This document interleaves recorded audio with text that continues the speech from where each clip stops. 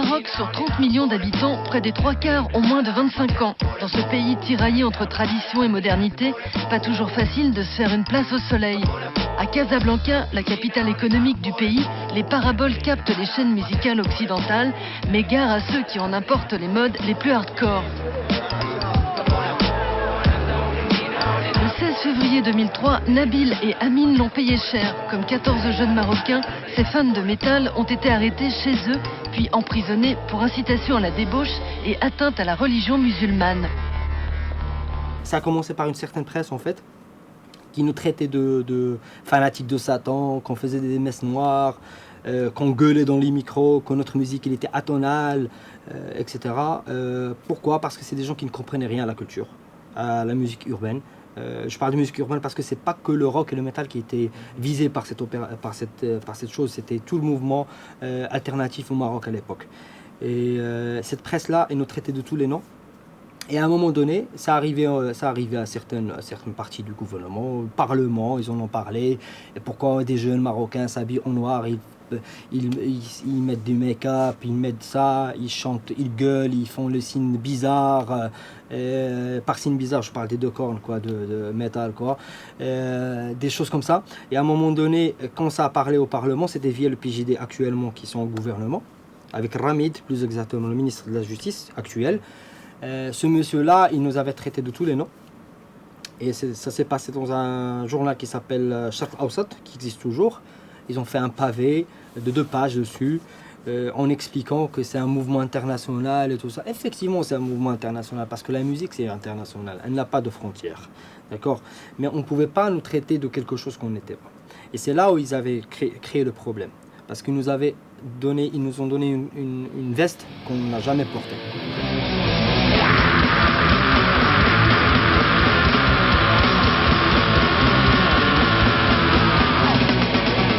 Le vrai crime de Nabil et Amine, être membre de Reborn, l'un des plus importants groupes de métal de Casablanca. Entre grind et death, ils n'avaient donné qu'un seul concert avant leur arrestation. Si ma mémoire est bonne, le 16 février, ils ont commencé l'arrestation, c'était un dimanche. Personnellement, j'étais chez moi en train de préparer mes études parce que j'avais la licence à l'époque.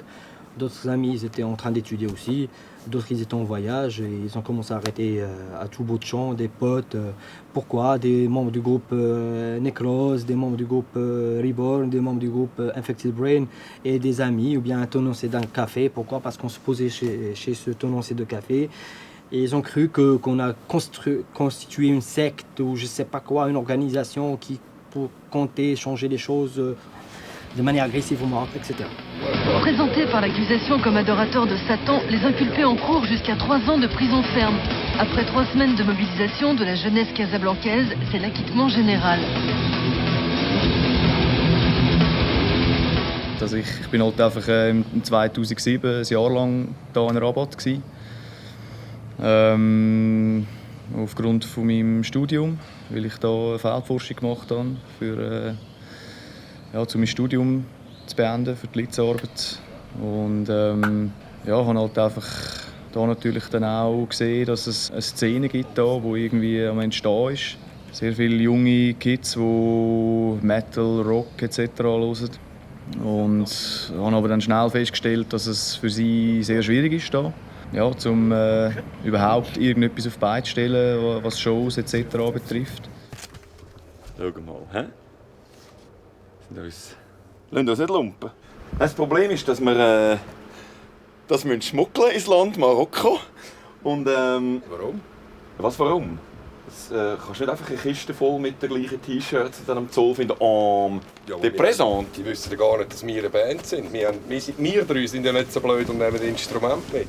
Ich bin 2007, wo der Rickenbach sein Jahr hier unten verbracht hat, bei seinem Ethnologiestudium, Feldforschung, bin ich ihn besuchen, ferienhalber, mal 2-3 Wochen, glaube ich.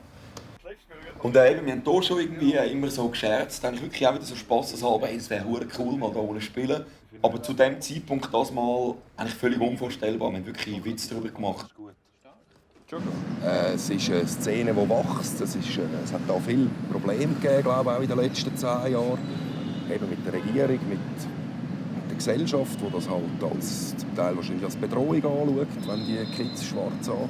abgeleitet rumlaufen und anscheinend kiffen und Alkohol trinken, dann ist das da unten halt wirklich mehr als eine Diskussion wert.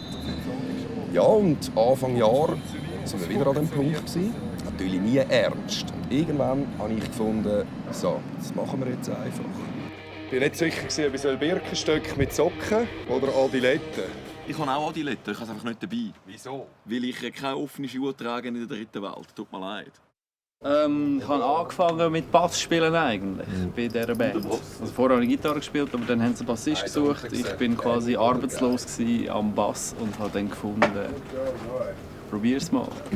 Und jetzt kann eben unser Tom, unser guter Bassist, kann nicht mitkommen auf Marokko und darum habe ich da das Downgrade wieder auf mich genommen und wieder zum Bass gegriffen. Ja, du musst jetzt wegen dem nicht das Downgrade-Syndrom bekommen. Das ist im Fall okay. Der Funke zum Pulverfass quasi, damit das Ding da überhaupt so stattgefunden hat, war, dass wir von irgendeiner Ami-Band gehört haben, dass die Marokko spielen, plus noch dann weitere andere afrikanische Länder. Und wir einfach so, das können wir auch. Weil wirklich, wenn also nicht böse gemeint gegen die Band, aber ich habe die wirklich nicht gekannt, ich habe den Namen noch nie gehört, aber wenn irgendeine amerikanische Hardcore-Band das kann, dann können wir das auch. Wir haben hin und her diskutiert, angefangen mit ein paar Leuten, die wir über Facebook oder zum Teil schon persönlich kennt haben, angefangen zu schreiben. Jetzt müssen wir mal ein bisschen abchecken, ist das überhaupt möglich? Und dann hat sich ziemlich schnell geheißen, ja, es hat ein Festival Mitte September, wir können eventuell dort spielen. Und dann wieder doch nicht, dann eine Woche vorher, eine Woche nachher. Irgendwann haben wir gefunden, so, jetzt wird die Spieße umgekehrt. Wir sagen jetzt diesen Leuten, wenn wir dort sind. Wir buchen die Flüge, wir zahlen alles selber.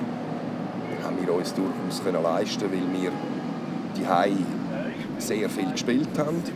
Ja, und dann ist da eine um die andere Show reingekommen, wieder verschoben worden, wieder abgesagt worden. Also da bin ich, habe da einen grossen Teil von dieser Vorarbeit mit diesen Leuten probiert zu machen. Und habe dann auch merken, ja, es ist nicht so einfach. Ich bin da auch recht durch Höch und Tiefs, weil irgendwie schreibt jemand, ja, wir können etwas machen, super dort.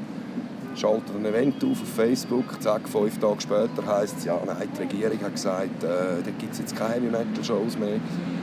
Ja, das ist jetzt nicht wirklich irgendwie hure spannend und trotzdem ja, ein bisschen Nerven aufreiben, weil man freut sich ja dann. Wir haben irgendwie gefunden, wenn wir 2 Shows haben, gehen wir. Ich fände es geil, wenn wir all die Shows spielen könnten, wenn die alle wieder klappen. Klar ist kein Beinbruch, wenn es nicht funktioniert, wenn irgendwo etwas ist. Ja, aber eine klappt, glaube ich schon. Einfach wie ich schon immer gesagt habe, im schlimmsten Fall haben wir eine gute Zeit dort. Wir spielen keine einzige Show. Aber Marokko ist ein schönes Land, da kann man auch sonst schöne Sachen machen. Aber es wäre cool, wenn es klappt. Habt ihr eigentlich spezielle Songauswahl für Marokko? Wir haben speziell welche weggelassen für Marokko. Genau. Ja, einer ein bisschen religionskritisch und man hört ein bisschen gut Religion im Refrain die ganze Zeit und No haben wir gefunden. Bleiben wir mal ein bisschen neutral. Ein bisschen leger bleiben. Maybe to your religion. Und das ist ja dann schlussendlich jedem seine Sache, nicht wahr? Und da können wir ja ein bisschen predigen, dort unten ist es gerade fehl am Platz. Aber es ist irgendwo durch eine nette Idee, dass wir auf dem Zeug der Bands dort unten spielen. Dass wir quasi mit ihren Mitteln und ihren Möglichkeiten probieren, unser Konzert durchzuziehen. Nicht irgendwie etwas einfliegen oder etwas bestellen, das völlig übertrieben wäre, sondern möglichst sich den Verhältnissen anpassen, die dort herrschen. Ich kann es nicht mehr sagen, weil wenn ich dir jetzt etwas sage, kommt da wieder irgendeine Nachricht rein von einem von meinen 15 neuen marokkanischen Facebook-Freunden, die alle so lustige Namen haben, aber ich habe kein Gesicht, nichts zu dem. Ich freue mich jetzt mal, die alle zu treffen. Ich habe keine Ahnung. Ich habe wirklich kein Gespür mehr. Bis gestern habe ich gemeint, Meknes käme nicht. Jetzt sagt der Ottmann, es sei sicher. Adventures, es wird ein Trip und keine Tour, würde ich sagen.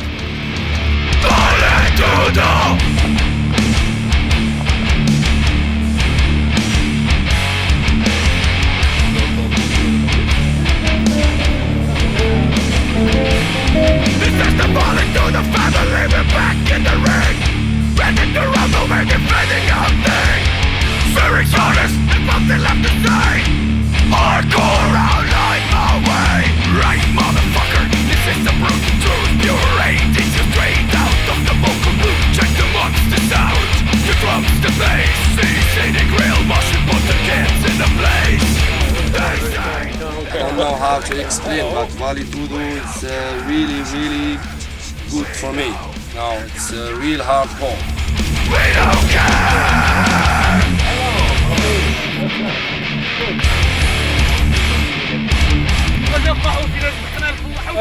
صاحبي كاين ساكن والله ما تبقى فيه شوف اسمعني سنترال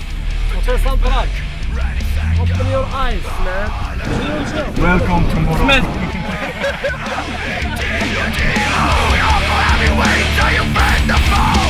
Still most hated, still not your brow. Hello, it's me, Casablanca. Straio, unser Assistent. Welcome to the Vale Tudo Madness. Thanks, guys. Top, schon Action. Das Taxi rum schon eine halbe Schlägerei gehabt. Also nicht mir natürlich. Die lokalen Wilden.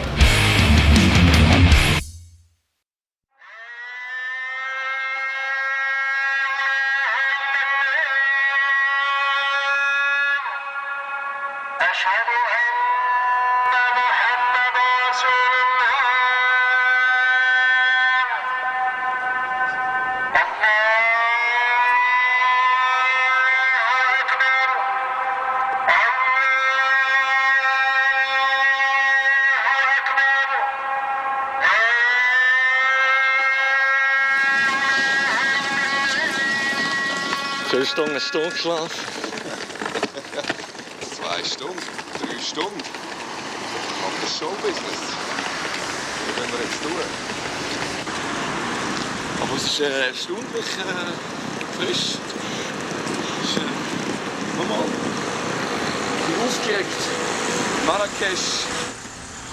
Wie fahren wir jetzt nach Marrakesch? Wir nehmen den Zug. Wir sind ein bisschen umweltbewusst, oder? Wir wollen nicht da so Abgase in die Welt rauspisten, darum fahren wir mit dem Zug.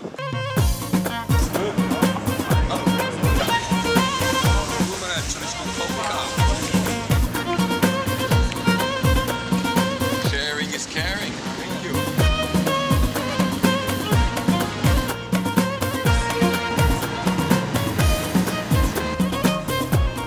Yeah, we hit the road.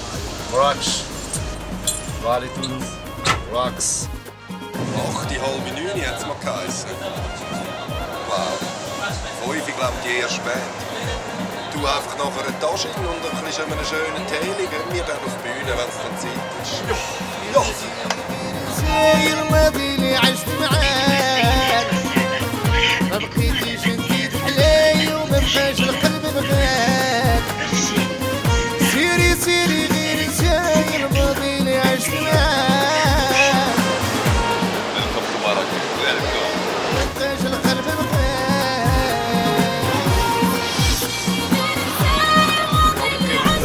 I don't know Vale Tudo if they are happy or not.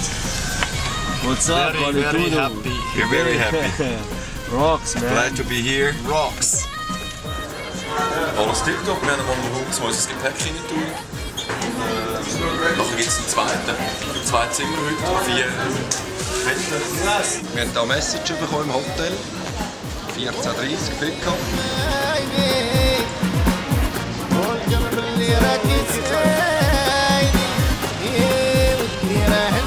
Matthias. Oh, with names. Very good. Bis Ende Woche habe ich etwa 15 Pässe und alles. Maximum 15 minutes we'll be there. So willkommen in Marrakesch. Tipptopp. Ich habe zwar noch nie gesehen, wo irgendwie ein Konzert ist, aber du. Wo ist alles gut, oder? Schau mal, was abgeht. Ich bin gespannt. Und ja, ich meine, es sind alle meine Erwartungen übertroffen worden. Irgendwie nur schon eben in diesem Marrakesch angekommen, dieser Venue irgendwie und Outdoor irgendwie.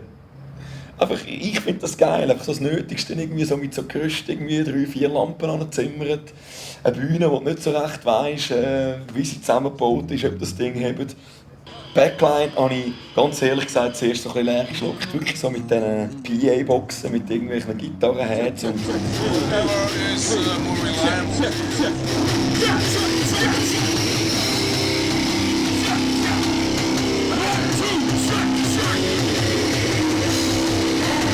wir versuchen das Beste rauszuholen. Es ist da, wie erwartet, ziemlich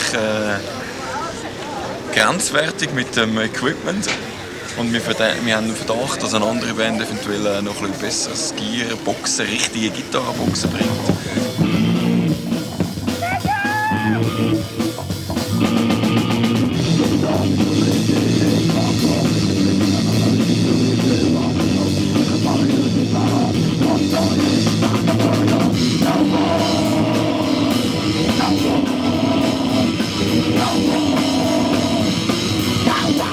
Oui, ça paraît logique pour des personnes, bien sûr. Parce qu'en fait, le Maroc, le métal, le Maroc, c'est pas très...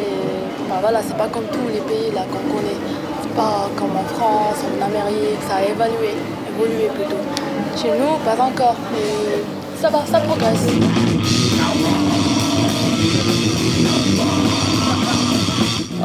The Moroccan metal scene, let's just sum it up and say we're actually good. But seriously, it's fucked up, man. We don't have enough shows, we don't have enough support. Everyone thinks that we worship the fucking devil. Well, that just sums it up, man.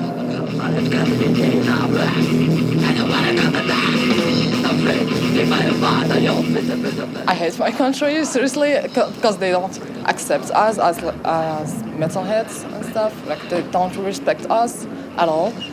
I don't know, man. I just like want to be accepted by my family first, the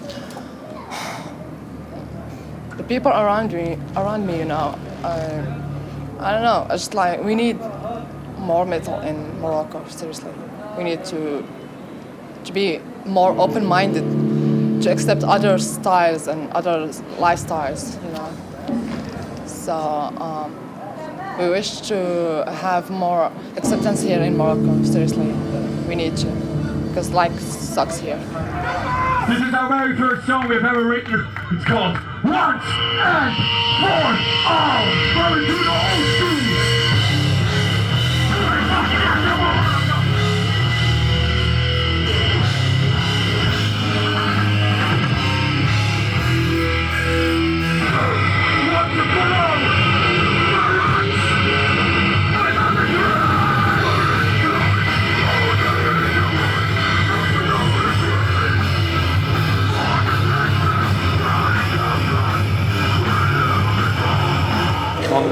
Keine Erwartung. Ich kann mir nicht vorstellen, wie das abgeht. Eben, dann kommen wir hier hin. Ich habe es drin erwartet.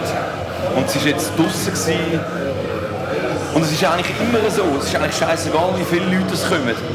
Die da waren, haben nur Spass gehabt. Und es war auch heute wieder mal so, die nicht gekommen sind, haben etwas verpasst. Es war eine Top-Show. Also ich habe weder gewusst, noch eine grosse Vorstellung gehabt, wie die Reaktionen werden ausfallen. Aber es ist natürlich lässig, wenn man sieht, dass passiert. Ich habe gedacht, dass einzelne Leute einfach eben mit einer Begeisterung hier hinkommen und sich auf uns freuen, aber schlussendlich ist schon wirklich jeder am Jubeln und Schreien, der einfach irgendwie an die Show kommt.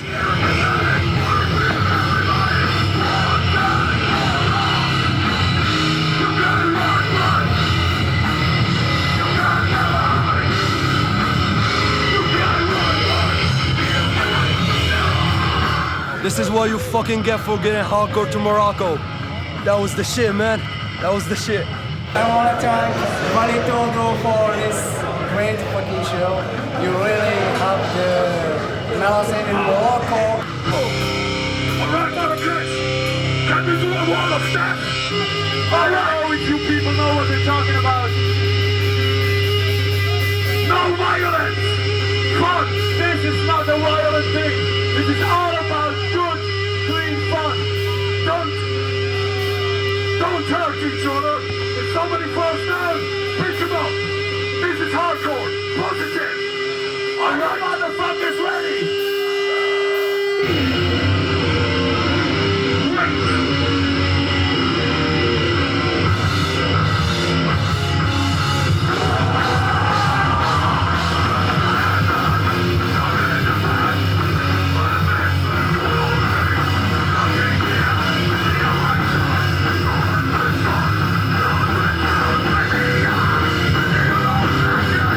I don't know how I explain, but quality rocks. No comment. Everyone was just jumping around, and that's the fucking hardcore shit. That was amazing. Nice. Fucking great!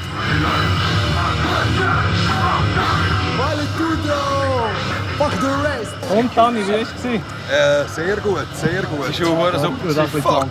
Und was geil war, frische Luft auf der Bühne. Das ist ja eigentlich außer einer Gartenparty unsere erste Open-Air-Show, ist das korrekt? Ja, ist so. Ist so.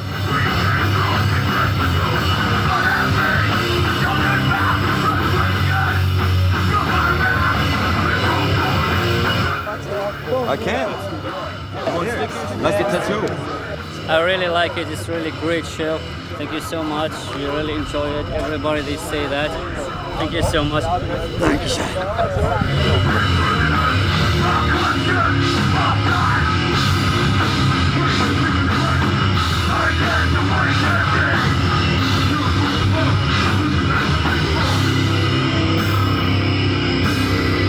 Eben, wir sind eine Nullnummer. Also weißt, wir können irgendwo in Deutschland spielen und es kennen uns genau gleich viele Leute wie hier in Marokko. Nämlich niemand. Aber dort kommen nicht irgendwelche, dort stehen sie im Halbkreis mit verschränkten Händen und checken dich aus. Weil sie Tanz kennen zu deiner Musik, wenn ihr die Songs nicht kennt. Da ist es einfach so crazy. Sie gehen ab, sie tanzen, sie haben Freude, wenn überhaupt der Krach spielt. Also es ist eben die Freude zu sehen, die Begeisterung in den Augen, in den Gesichtern und auch wenn sie nachher kommen. Und ja, jeder will ein Foto machen mit dir. Das hat mir noch nie irgendwie was gegeben. Das eben Fantum. Ich weiss nicht, ob sie das dann ausdrucken und die haben irgendwie auch die ganzen Autogramm, Liebli unterschreiben lassen. Das ist da noch voll. Irgendeine Nullnummer aus der Schweiz, die man nicht kennt. Ich weiss nicht, wie ich damit umgehe. Ich meine, ich lache dann immer und klar mache ich die Fotos. Ich meine, ich will ja denen ihren Wunsch erfüllen, aber ich verstehe es nicht wirklich, weil wir sind irgendwelche Dudes, die da kommen und Musik machen. Vielleicht ein bisschen routinierter wie die lokalen Bands, die noch nicht so lange rum sind und das noch mehr entdecken halt. Und ich finde es schön, weil sie haben ja Freude und wir bringen ihnen etwas, aber schlussendlich, es verändert mich jetzt nicht. Ich spiele nur noch in Drittweltländern, weil da findet es mich ein Star. Das ist Bullshit, und das versuche ich auch immer zu vermitteln, so von wegen, hey, ich komme raus, ich rede mit euch, wir brösteln mit dem Wasser, was auch immer, und haben eine gute Zeit. Es hat mir schon immer mehr gegeben, mit denen am Merchstand persönliches Gespräch zu finden, wieder jetzt Autogramm zu schreiben und Fotos zu machen. Aber logisch, wenn sie das wollen, okay. Cool. Ich hätte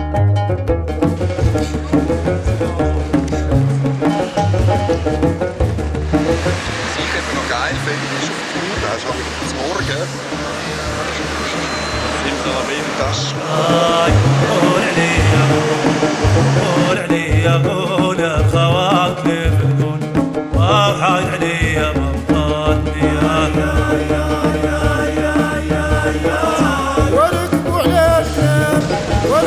Da sind wir wieder auf der Kräutertasse, da, so einer Lokal.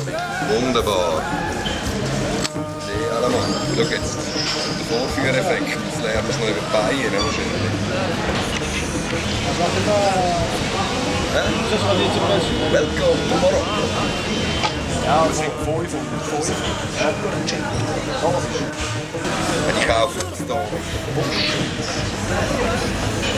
Das kannst du theoretisch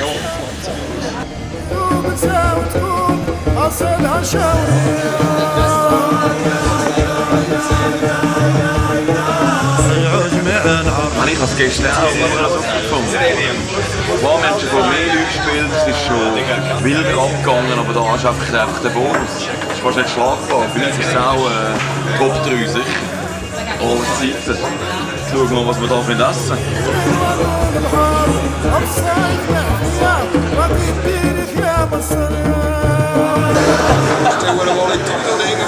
ist schon wieder los. Seit gestern etwa 60 neue Folgen. Scheiße. Gestern haben wir 2000 irgendetwas neu. Es geht so ab. Voller Kanal.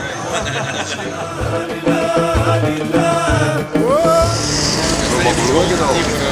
Ross und Laden. Welcome to Evestown. Wir sind in Rabat, in der Medina, in einer Art Einkaufszentrum, wo unser Tourmanager, der Boss, seinen Laden hat, der Hipster und Rockshop. Und ja, es hat allerlei interessante Einzelstücke. Und unter anderem auch neue Valeturwear. Im Schaufenster, am besten Spot quasi präsentiert. No, it's maybe a small store, but too much rock and roll. So Läden gibt es ja nicht bei uns. Fetz, hä? I have customer for you. Der Laden ist super. Super. Da würde ich jeden Samstagnachmittag abhängen, wer der bei uns hier. Jetzt gehen wir fressen. Geil. Marokkanisch, traditionell, irgendwie bei einer Mutter gekommen, jemandem die Heime. Und es gibt... Was gibt's? Jetzt wissen wir das. Okay. Menü heute Abend. Ich bin sehr gespannt. Taxi? Am Ottmann seine Mutter kocht. Wir gehen jetzt zu ihm oder zu seiner Mutter, zu seiner Familie, keine Ahnung. Ich habe frische Socken angelegt, Füße gewaschen, weil ich erwarte mal, dass wir die Schuhe dort abziehen müssen. Es hat geheißen, Messer mit der Hand. Ich bin gespannt. Für den TC hat es anscheinend auch etwas, er muss sich keine Sorgen machen. Es hat schön ein bisschen Gemüse, vegane, feine Sachen. Ich habe mich nicht gewaschen, ich arbeite an einem neuen Experiment. Mal schauen, was die Familie davon... Nein, natürlich, auch ich habe geduscht. Hier hätte ich auch etwas können sagen übrigens, dass der Schlüssel available ist. Was hier?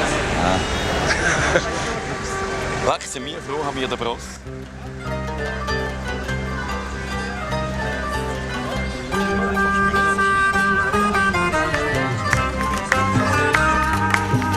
I think we don't have an address. Dar al-Khobz. I'm an address. It's okay. Okay. Yeah, great house. So geht's ab. Ohne Handys wären wir gefickt und ohne Tourmanager wären wir schon gar Gefängnis oder einfach in diesem Hotel. In diesem Hotel? Ja. Es ist so gut. Beste Zeit. Nein, nicht ganz. Das kann es noch werden.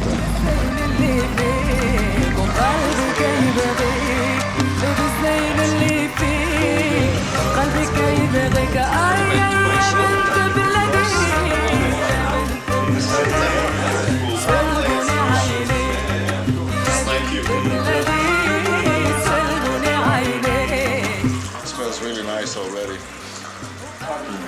Very strong wind.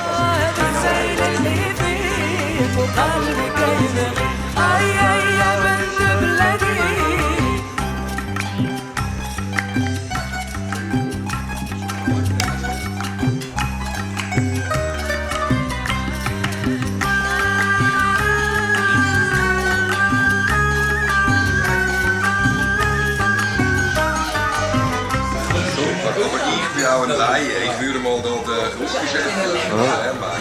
Ja, ist fantastisch.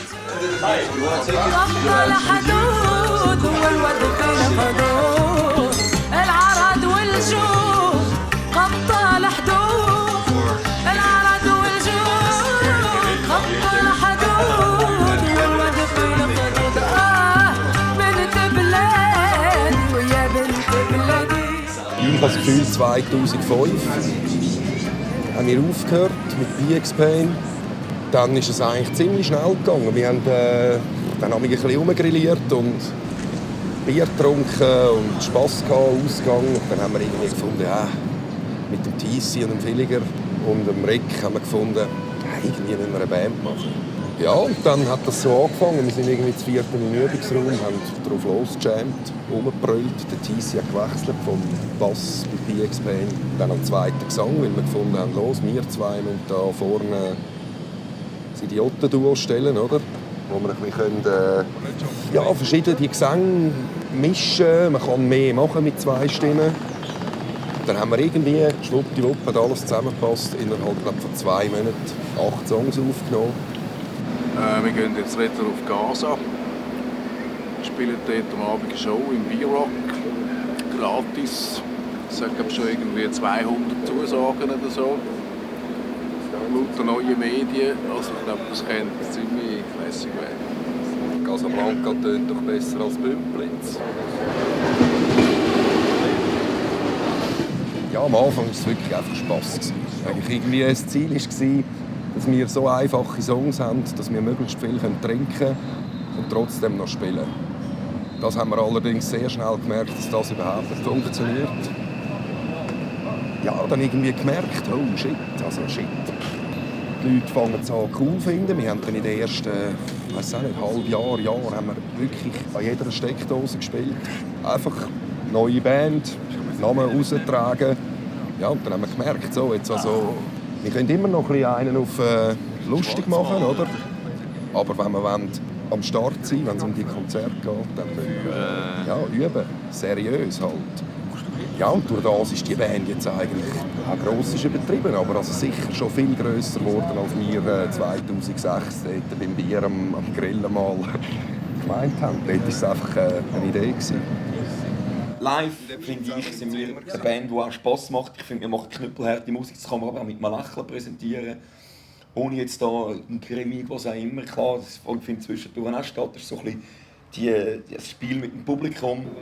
Aber ja, ganz klar, wir haben uns weiterentwickelt und von dieser Partyband ist eigentlich nicht mehr viel da auf der musikalischen Seite.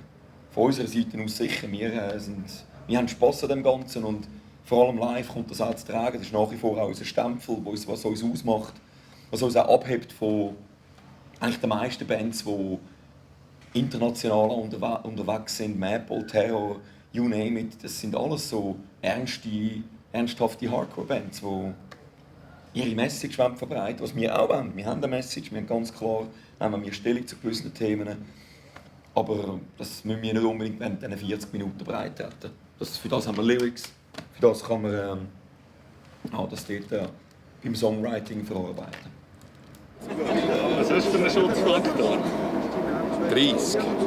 Billig Sonnenbrille vom Denner. K-Tipp. Morgen. Ich sag dann, wie es ist. Scheissdreck wahrscheinlich. Ja. Sonnencreme habe ich eigentlich gemeint. Sonnenbrille oder Sonnencreme? Sonnencreme. Sonnenbrille, Sonnencreme. Sonnegeil. Hast du schon Krankheiten geholt, Mann? Ja, 2 Sänger. Schutzfaktor 12 gegen Bassisten. Für Kinder aber. Ja, eben. Die guten Bands haben nicht unbedingt technisch gute Sänger, aber charismatische Sänger. Und ja, Charisma und einfach tight den Scheiß bringen und halt einfach auch mal eine Idee haben, die vielleicht nicht einfach nur ja, mit dem steht zum Gefällt, ob so eine Band etwas ist oder nicht. Nach meinem Geschmack. Ich höre vielleicht auch mehr auf die Sänger, aber da kann jetzt eine andere Band gleiche Lieder von Hatebreed spielen und irgendein uninspirierter Trottel schreit drüber, dann ist es nichts. Und wir probieren überhaupt niemanden zu kopieren, aber wenn wir uns selber sind und ein bisschen einen auf ein bisschen, ja, sagt da ein bisschen Comedy, ich weiss nicht, ob es Comedy ist, wir tun einfach gerne ein bisschen mal noch einen blöden Spruch machen und uns selber nicht zu ernst nehmen, lachen auch über uns selber. Ich glaube, das ist das, was die Leute gerne haben, die Leute sehen, wenn du Freude hast an dem, was du machst.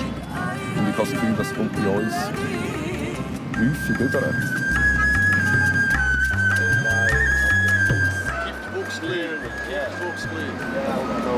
Also ich weiss, was läuft.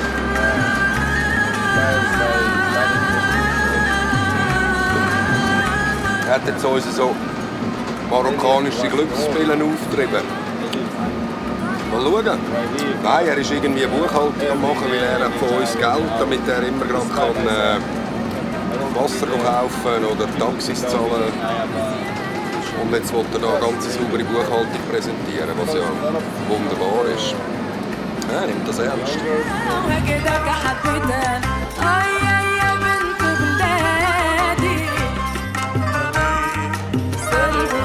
Ein Frischgeschmack da schon wieder am Hafen. Monte. Hösli offen, ja, eben gerade wollte sagen. Das wird irgendwie immer ein bisschen gemobbt.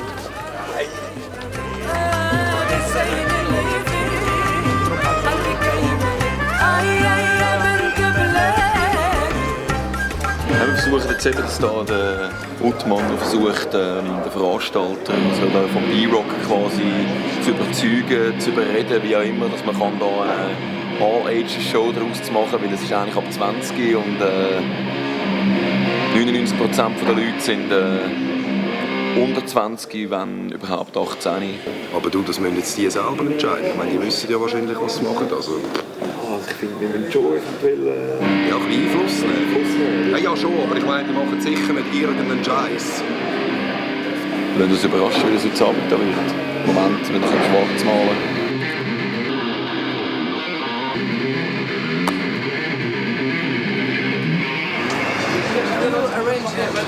We talked to the owner, the promoter of the show, and there's no way, no chance. We talked to the guy who has the license. We tried to talk to him. Like to convince him. We talked to the promoter who's running the show. We tried other people to talk to them. There's no fucking way. No chance at all. So, yeah, what we have here is a couple of CDs from our band, so... They look it like, doesn't matter, like you know? older than me. Yeah, we can't do it help.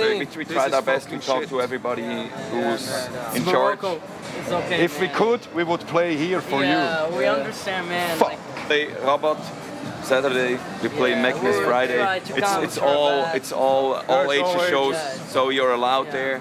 Try your best. It would be fantastic to see you guys again at the show. We'll try to go there. So much. Give that to you. Yeah, it's cool. Yeah. So we'll see you guys. Take care, guys. Nice to meet you. Take care. Respect, bro. It's okay. Take care. Sorry, guys. Sorry. I'm so sorry. Ja, Bullshit. Aber eben. Hardcore 2013.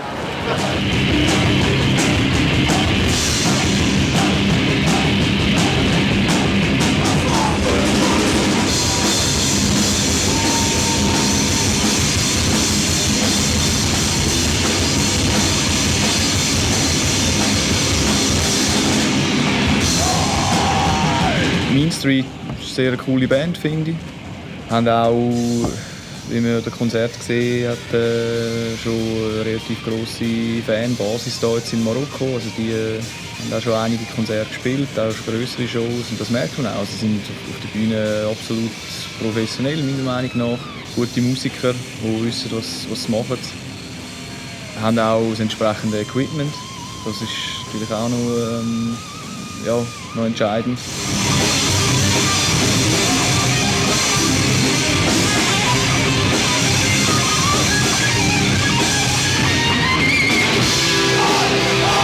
Aber im Großen und Ganzen habe ich das Gefühl, unterscheidet sich das nicht gross jetzt dann schlussendlich von der Schweiz. Also ich meine, jetzt hast du ja auch alles, oder? In der Schweiz ist halt einfach anders, dass jede Band, egal ob sie gut oder schlecht ist, sie haben einfach gutes Equipment.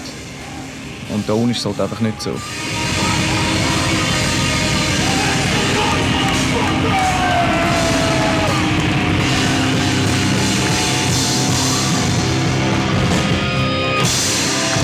It's fucking Tuesday night, midnight, and you're still around. What the fuck is on in Africa? Crazy motherfuckers. You guys look a little tired already.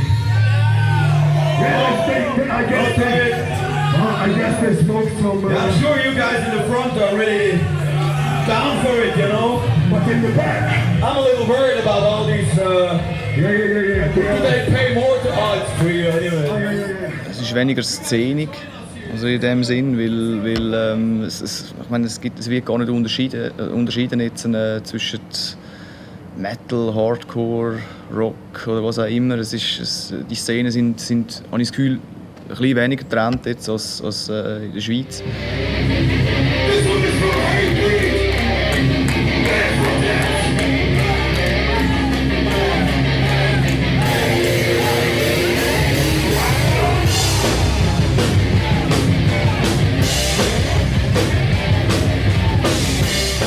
In Europa, in Deutschland, in der Schweiz, dort wo, ja, oder in der Schweiz vor allem, wo wir uns auskennen, ist das Ganze natürlich viel übersättigter. Gehe ich heute nicht Valetudo schauen, gehe ich morgen XY schauen. Diese Band, der hat da so ein bisschen die Schuhe an, das passt mir nicht. Jetzt übertrieben gesagt. Es ist halt schon, die Leute können viel mehr auswählen. Es ist nichts Spezielles, wenn etwas ist. Und das ist da unten, also das merkt man extrem. Anscheinend war es seit dem März wieder nichts mehr gewesen. Nur annähernd in die Richtung von Musik, die wir machen. Es hat vielleicht mal ab und zu ein Rockkonzert, aber härtere Musik, zerte Gitarre mit Geschrei, Hardcore, Metal, das Schatten da sein in Marokko. No.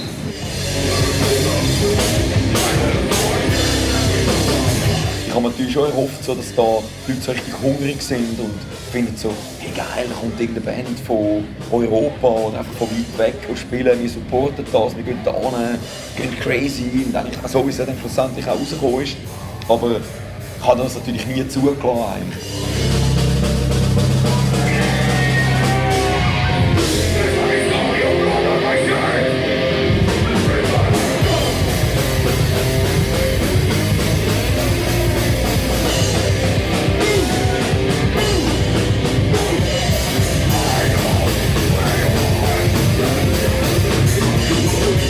Dass die Leute wirklich schon irgendwie eine Stunde vor der Türöffnung sich versammeln vor der Tür und einem auch kommen Grüezi sagen und so. Dass, am Bahnhof, wenn sie irgendwie uns sehen, rufen oder so. Ich meine, das erlebst du ja nie sonst bei uns. Das ist wirklich ein Ausnahmezustand. Ich weiss nicht so genau, wie ich mit dem soll umgehen, aber es ist nicht irgendwie, es ist auf eine herzliche Art und Weise. Es ist nicht so, dass sich da in einen Status aufhebt und aufhimmelt, wo nicht mehr wohl wäre, sondern sie haben einfach Freude und dann ist es für mich auch okay. Hey, people! No fucking fights! This is hardcore, this is about positive, this is about unity! We don't care if you are fat, skinny, white, brown, yellow, red. We don't fucking care, you know? We are all the fucking same. Outside is the bullshit. This next song is called I Hate You Fucking Heroes. It makes me sick to see the same morph into something I decline. But I can't walk away from what's mine. No more rebellion. No trace of revolt. No fucking cohesion. The spirit is gone. The spirit is gone. This is more than music. You forgot what it meant. No temporary fashion. This is a fucking life. I can't stand the things you stand for. And I can't stand the reasons you're here for. Fuck you. I can't stand the attitude you show around. And I just can't pay any respect to you and your cute friends. Knee-deep in makeup.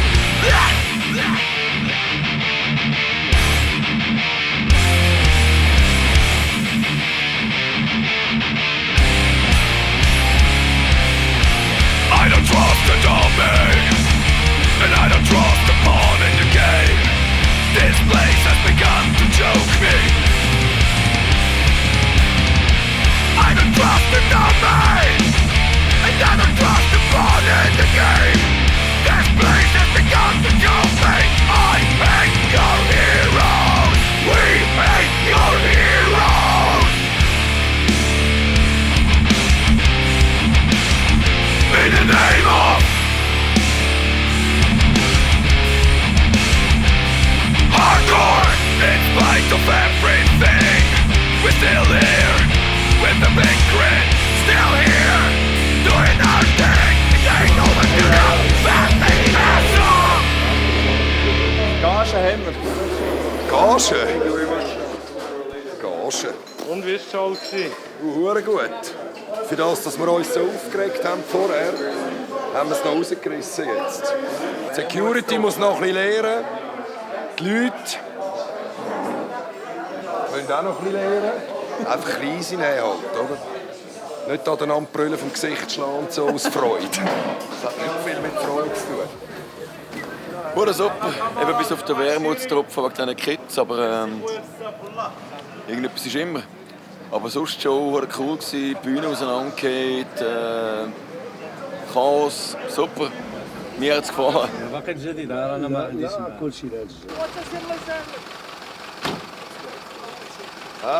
شوف شكرا fuck him. شعرها مطلوب طويل ومغلوب شعرها مطلوب طويل ومغلوب وقلبي عليها محروق شعرها مطلوب طويل ومغلوب شعرها مطلوب طويل ومغلوب وقلبي عليها محروق بنت بلادي يا بنت بلادي سلبوني Wir gehen irgendwo essen. Ich weiss genau wo. Goethe-Institut. Laufen wir durch die Stadt und dann kommt irgendeiner und will ein Foto machen. Genau. Sein Kollege, der eigentlich jetzt plötzlich ein Foto machen soll, ist anscheinend plötzlich auch ein bisschen der schöne Typ, der die Show machen am Samstag, wo alle Leute sagen, wir wissen nicht genau, ob das irgendetwas wird oder nicht. Spannend, jetzt treffen wir den da.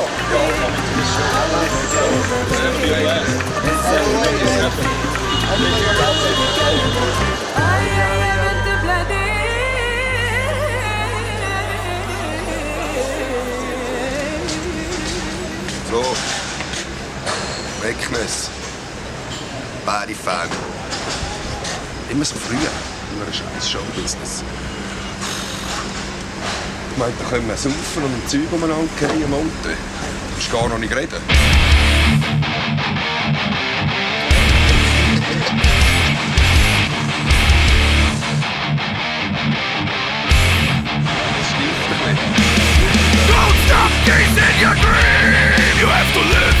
Wir müssen ein bisschen früher gehen. Der Tourmanager muss uns Freitagsgebet machen. Das geht nicht im Zug. Ja, no. Jetzt gehen wir hier 9:17 Uhr, dann sind wir um 12 Uhr dort. Wir haben am 1 gebeten. Und dann sind wir pünktlich dort, wann auch immer das ist. Hauptsache ich muss nicht beten, dann ist alles in Ordnung. Und es ist der aktuelle Stand von Mecknes. Von Mecknes? Ich sage verschoben ins Kino. Gestern noch plötzlich.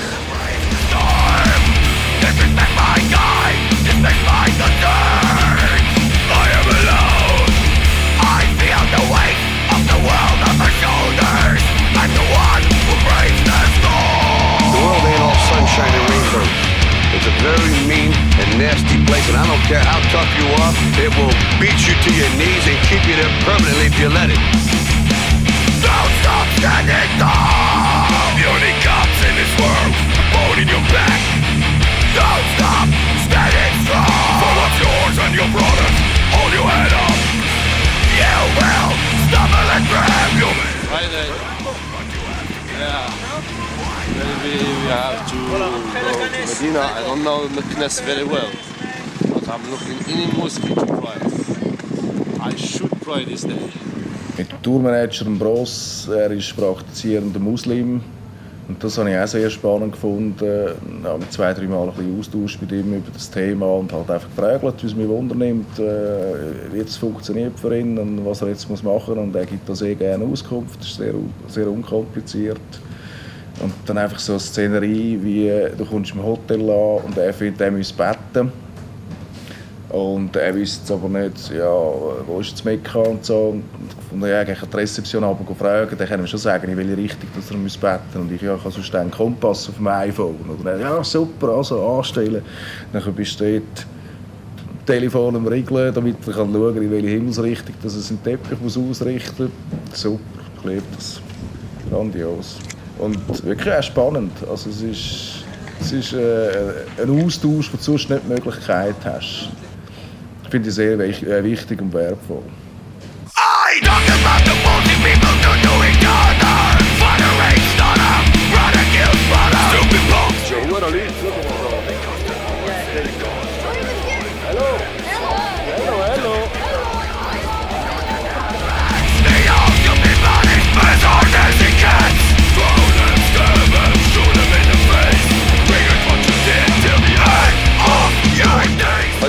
noch Popcorn rauswischen, aber er ist immer noch am Laufen dafür. Das Problem, jene Leute, die Leute sind zuversichtlich, wir haben wie immer keinen Plan, aber wir sind einmal da. Der Tourmanager ist auch gerade gekommen.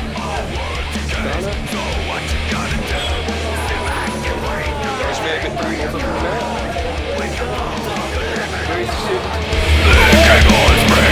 Ich finde es super, es wird grossartig.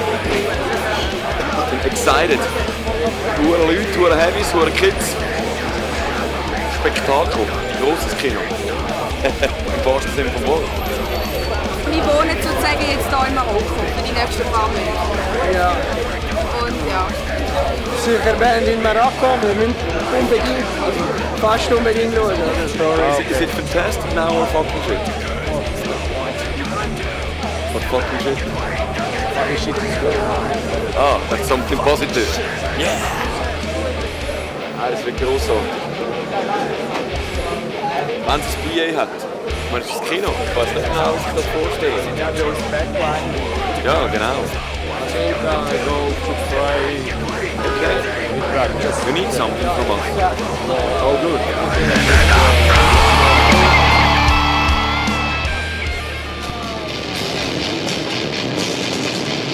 Schon strange. Ich komme überhaupt nicht raus. Ich weiß nicht, warum man jetzt die Band Soundcheck macht, die eigentlich gar nicht anfängt.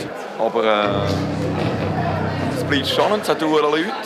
Vorher hat es noch schnell eine Diskussion wegen der Erlaubnis, wegen der Permission. Aber das scheint sich geklärt so, weil jetzt sind die Leute drin. Bevor sie es aufgemacht haben, hat es noch kurz das Gefühl gegeben, aber anscheinend ist jetzt alles gut. Und es läuft, es wird stattfinden. Töne wie Arsch und Friedrich, aber kommt gut.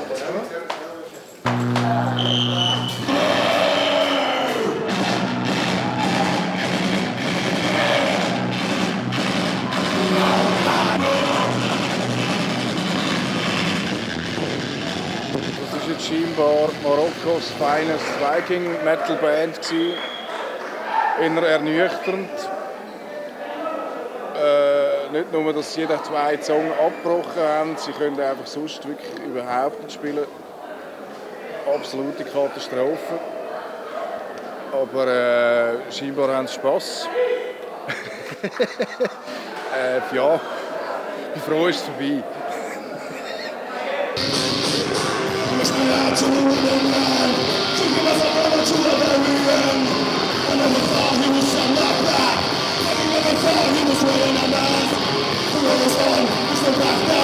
Speziell. Nein, es ist ein rechter hoher Lärm, muss ich ehrlich gesagt sagen. Ich bin gespannt, wie wir uns wieder richten. Wie wir wieder hexen und das irgendwie anbringen. Es wird schon gut kommen. Zuversicht. PMA all day.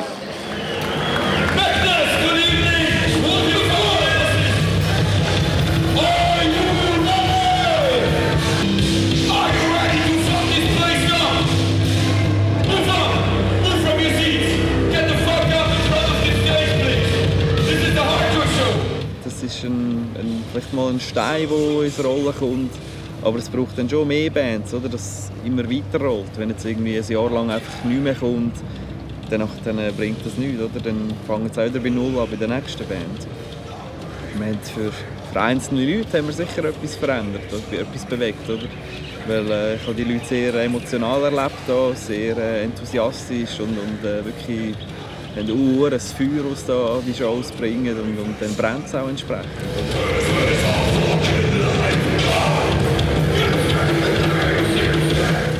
Was kann passieren und was ich mir auch wünsche, was ich super fände, ist, wenn das jetzt vielleicht Inspiration liefert oder Antrieb liefert für lokale Musiker, da etwas auf die Beine zu stellen und es halt einfach zu probieren und nochmal zu probieren und dran zu bleiben.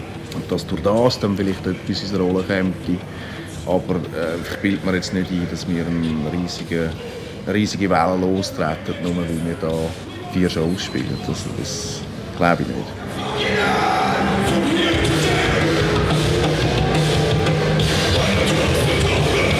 Und was ich halt auch cool würde finden, wenn wir ein bisschen so pionierarbeitmässig halt andere europäische Bands zu bewegen, den Abstecher nach Marokko zu wagen.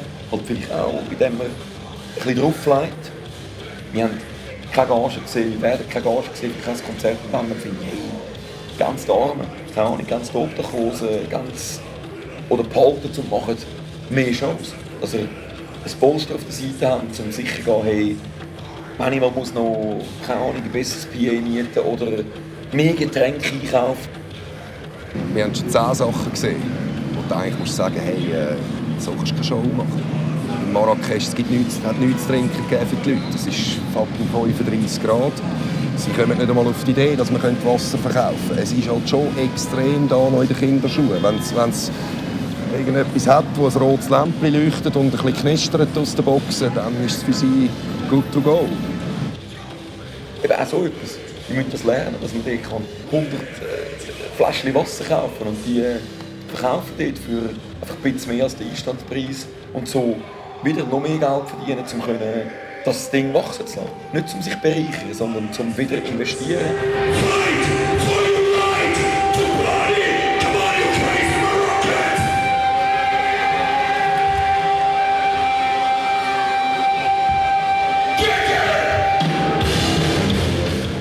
Wir haben auch gehört, dass Kids sich selber einfach verkacken, indem sie einfach nur da sitzen und warten auf bessere Zeiten und halt nicht selber etwas machen. Und das ist bei uns ja genau gleich. Schlussendlich, wenn du von nichts kommt nichts, wenn du nicht selber findest, ja, jetzt übe ich auf dieser Gitarre oder suche mir 3 Kollegen oder 4, die die Band zusammen machen kannst. Dann andererseits natürlich auch, ist es schlussendlich auch eine Klassenfrage, ob jemand überhaupt Zugang hat zu dieser Musik, zu Shirts etc., zu Instrumenten. Das heisst, du brauchst gewisse Mittel, um das überhaupt zu machen. Und darum ist es sicher nach wie vor nicht für alle Leute jetzt einfach offen. Oder? Ich meine, für uns mag vielleicht jetzt 30 Dirham, also 3 Euro, Eintritt als wenig erscheinen, aber für jemanden, der hier lebt, kann das je nachdem viel sein. Oder? Ein Durchschnittslohn liegt im Moment glaube ich, irgendwo so ein bisschen 2'500 Dirham im Monat. Oder? Ja, dann musst du relativ lang sparen, bis du irgendwie gescheites Equipment kaufen kannst. Und das ist sicher auch etwas, halt, das man muss bedenken muss.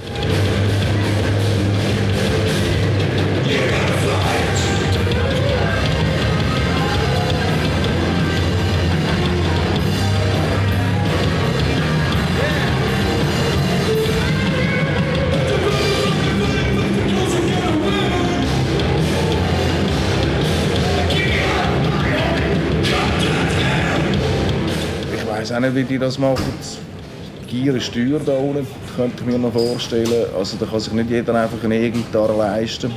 Aber also hat mich noch verblüfft. So, das Niveau ist relativ hoch. Von den Instrumentalisten, von den Bands muss ich sagen, es hat jetzt für mich keinen Geheimtipp darunter, wo ich die würde die ganze Diskografie auf und ab hören. Aber das ist einfach eine Geschmacksfrage. Also das ist nichts, was ich den Musikern vorwerfen möchte. Könnten wir uns auch vorwerfen, wir sind nicht die originellste Band der Welt. Also. Ja, sie sehen noch die Videos, oder? Wie man dort steht am Wacken Open Air und irgendwie krasse Zeichen macht. Und das ist für sie dann eigentlich der Inbegriff von dieser Show. Ich glaube, das müssen sie noch lernen. Sie müssen weg von dem YouTube-Scheiß und sich selber finden.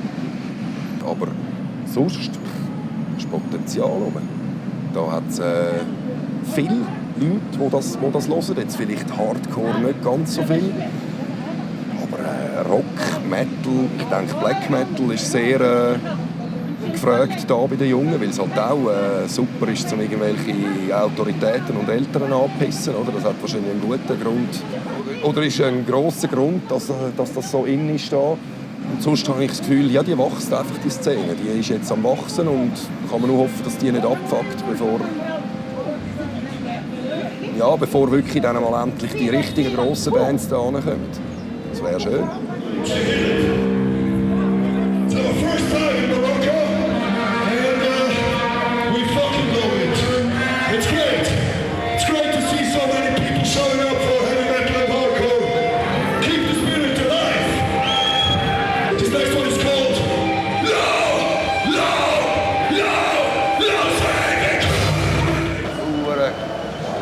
beschissenen Gear, aber eigentlich noch lustig. Eigentlich auf der Bühne hat es okay getönt, aber am Villiger sein Hure hat nicht einmal Snare gehabt. Hure Tom, bei jedem Song das Mikrofon abgeht, ich dort unten am Schräubeln und am Machen. Ja, so ist es halt. Wenn man das Gefühl hat, man muss einen Ort hin, wo sonst nichts ist, dann ist es halt manchmal so. Ich habe es gut gefunden. Und eine Mini-Tasche geschenkt bekommen. Fair. Aber nicht, dass man kann sagen kann, dass irgendwie überhaupt die Gesellschaft irgendwo stillsteht. Also das ist ja immer, verändert sich. Und darum stehen die Chancen gut, dass sich ja, natürlich auch, wenn mehr Bands auch mal aus dem Ausland kommen, ja, dass sich da auch wieder mehr bewegt. Und es gibt mehr Shows, mehr lokale Bands.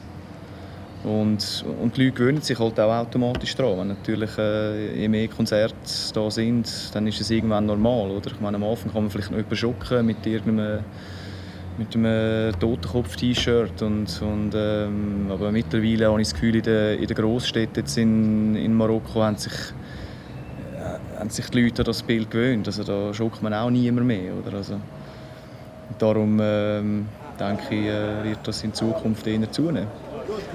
This day was an amazing day. I can't believe it. B-Rock. Yes. And who was it? Girl with the knife. No, just the corner of the stage. Shit. It was fucking hard and hardcore. Macht Shows irgendwo, probieren es, bleiben dran, sind hartnäckig, gründet Bands. Egal. Kein Meister ist vom Himmel gefallen. Ich zeige niemandem meine ersten Demos mit Crash Landing, wo es ist so grottenschlecht, aber wir haben uren Spass gehabt, wie ich heute Spass habe. Und es war das Größte. Gründen Bands, spielen auf lausigem Equipment, machen etwas. Wie ist das gegangen? Less Prayer, more Slayer. Das ist ein falscher Bahnhof. Also es hat anscheinend 2 Bahnhöfe und wir haben es irgendwie falsch gewünscht. Gibt es so Sachen? Also die Hälfte ist am falschen und die andere Hälfte am richtigen. Die Billets sind eben am richtigen.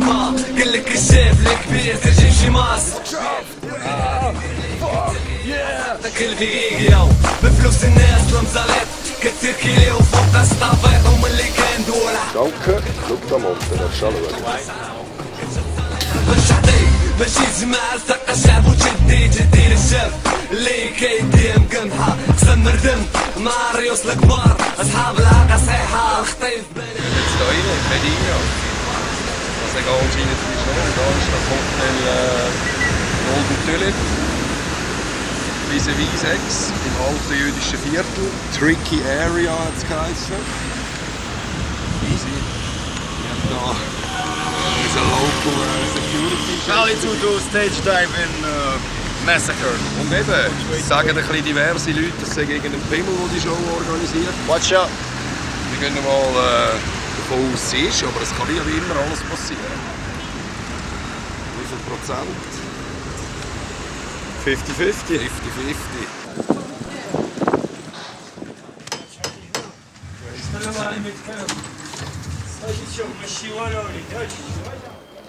Nicht so schlecht, oder?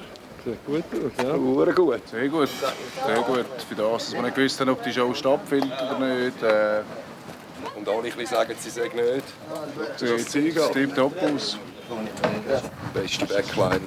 Besser als gestern. Ja, ist etwas anderes. Ein bisschen. Wohl, ich freue mich. Für einen guten Abschluss.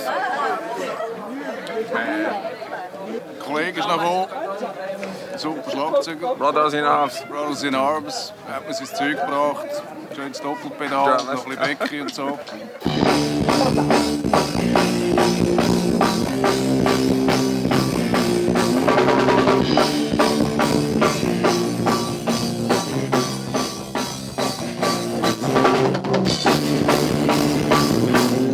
La scène marocaine, elle évolue d'une façon très très importante. On doit vraiment noter ça. Aujourd'hui, on a des groupes partout. des scènes partout, des gens super talentueux, des gens qui apprennent, des gens qui... Ça fait vraiment plaisir. La scène s'améliore d'une façon à considérer. On doit vraiment le considérer, on doit supporter ça. Je dis pas ça autant que... Enfin, je suis musicien, je fais pas que des groupes. Mais je pense qu'on a besoin un peu plus de support, plus de scènes, plus d'opportunités pour partager le truc. Et puis après, on doit, en tant que musicien, c'est une tâche que malheureusement rares sont les personnes qui tiennent, on doit essayer de sensibiliser plus les gens à aimer cette musique, cette culture qui est étrangère.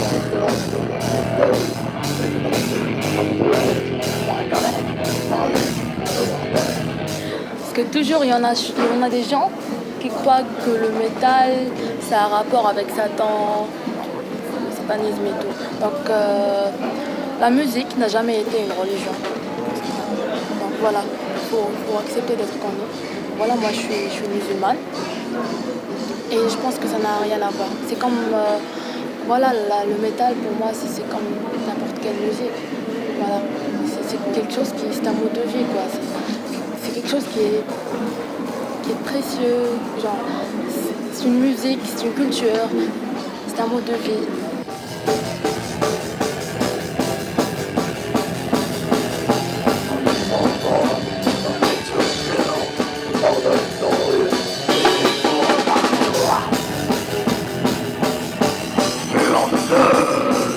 They judge you based on the religion.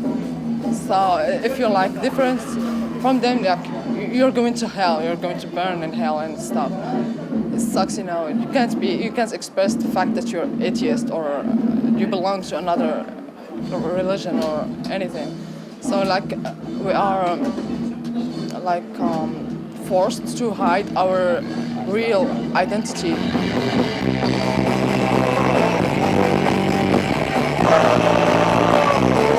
Religion plays a big role in here. Well, my bandmates in Riot Zones, both of them are Muslims, and I'm like, all the time I like to speak about stuff that I think it's shitty about religion, but I can't, because they don't think the same about it. And then you've got people, I don't know, it's really hard to describe. They can be rebellious and everything, and when it comes to religion, they just can't be. They just can't speak about religion. They can't use their minds. I don't know. Society needs to accept us. As part of them, we are young, we have our own shit, we want to play our music. Why don't they embrace our music like we embrace theirs? We just need acceptance. If we have acceptance, we have everything.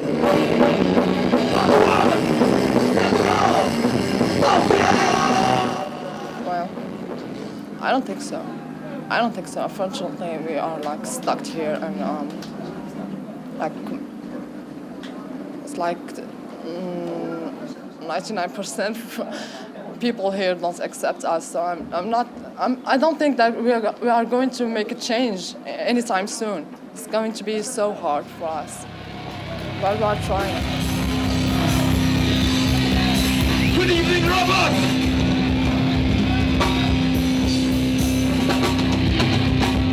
Can you do me a tiny favor and move up and come in front of the stage? Yeah! Move up! Well done, Robert! We used to play shows to have a fucking good host to you! Like one big family! I'll see you, motherfucker! I'll see you! This is a family affair!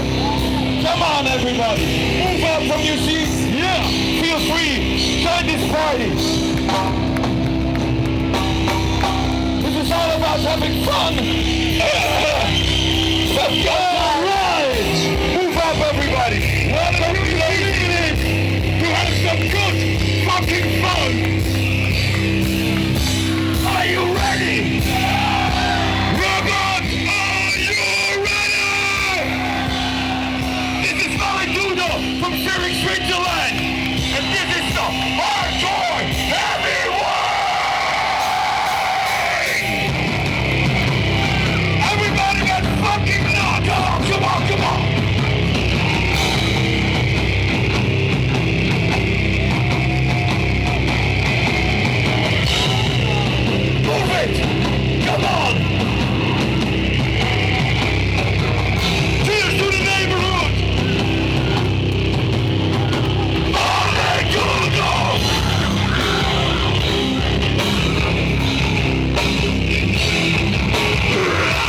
es hat sicher einen rechten Einfluss jetzt auch auf den ganzen Zusammenhalt in der Band, denke ich. Weil wir haben jetzt doch einige Umstellungen jetzt wieder gehabt.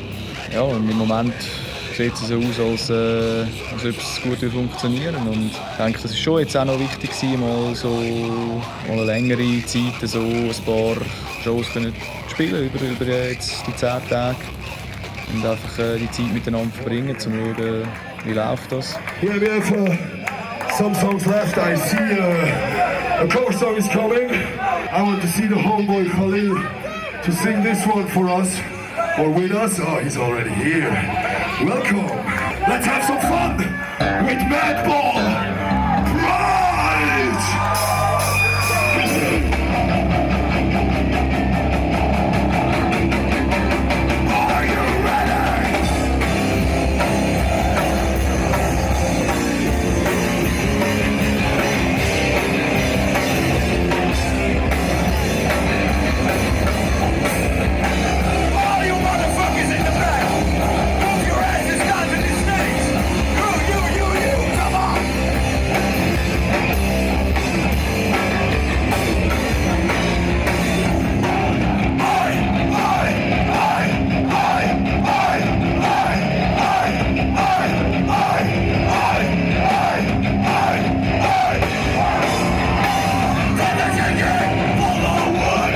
Aber eben für mich wird die Tour bestätigend sein, dass halt einfach die Leute, die in dieser Band sind, einfach den richtigen Spirit haben und die richtigen Absichten haben beim Musik machen, aus den richtigen Gründen Musik machen, einfach aus Freude an der Sache, aus Leidenschaft und nicht mit irgendwie, keine Ahnung, Erfolg oder irgendwie, es muss irgendwie so und so, einfach so technischer Scheiß, wo irgendwie, es muss Anforderungen.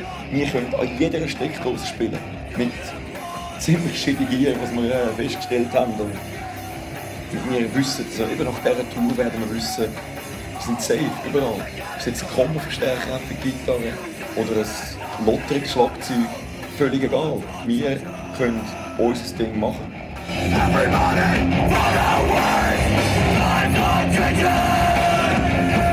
Ich kann das wie nicht sagen. Also, im Moment will glaub niemand aufhören und wir machen einfach so lange weiter, wie es uns Spass macht. Und sobald es irgendwie eine Last wird, um irgendwie ein neues Album zu machen oder ein Konzert zu spielen, dann habe ich das Gefühl, ist der Moment da zum Aufhören. Oder? Und das für alle gleichzeitig wird sein, das wird sich dann zeigen. Oder?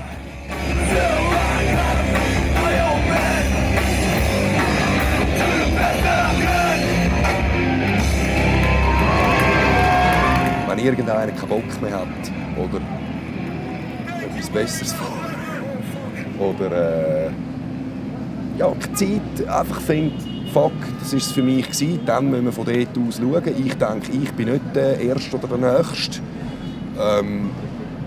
Muss aber auch schauen. Also, das ist mir wirklich... Es ist mir wie gleich im Sinne von, ich lasse das einfach passieren, weil mir nicht mit dieser Band so viel einfach passieren. Und es kommt nachher gut, dass es auch da nichts bringt, einen Plan zu machen.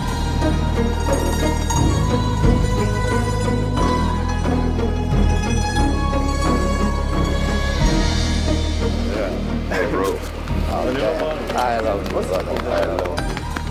I like this guy. Really, really good man.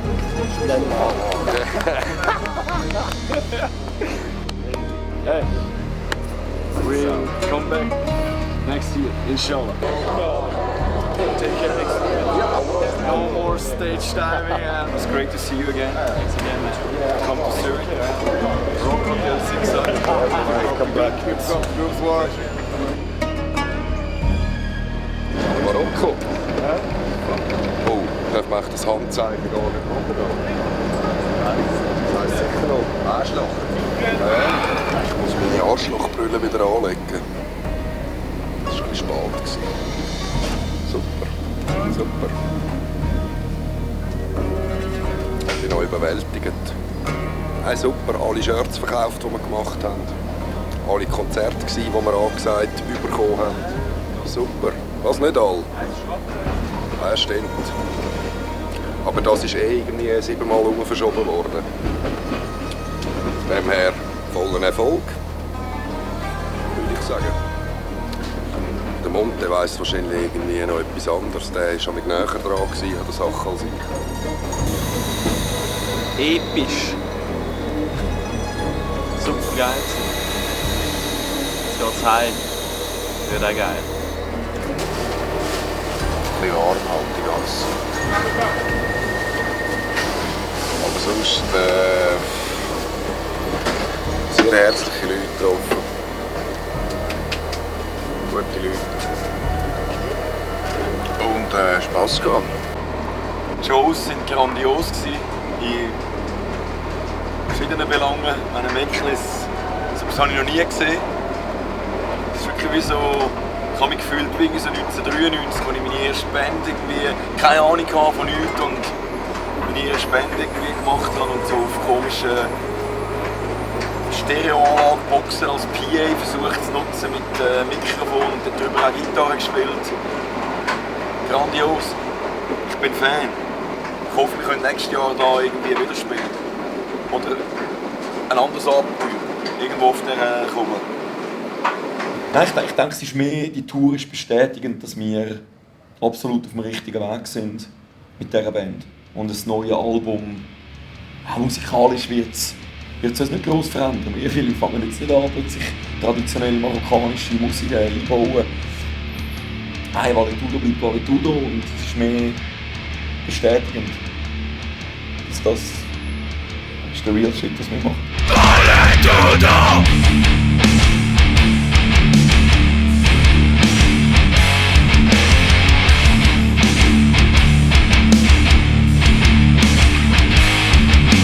Falling through the family, we're back in the ring.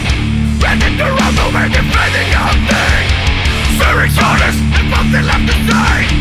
Hardcore, outline my way. Right, motherfucker, this is the brutal truth. Pure hate, it's straight out of the vocal loop. Check the monster sound, the drums, the bass. See the grill, motion, put the kids in the place. They say they don't like us, we don't care. We know they're gonna kill us. We don't care.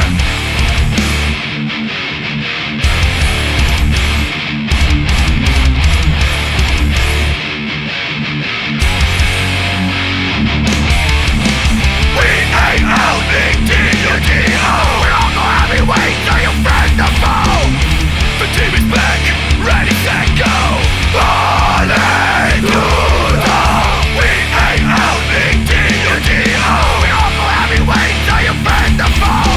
Still most hated, still like a bro.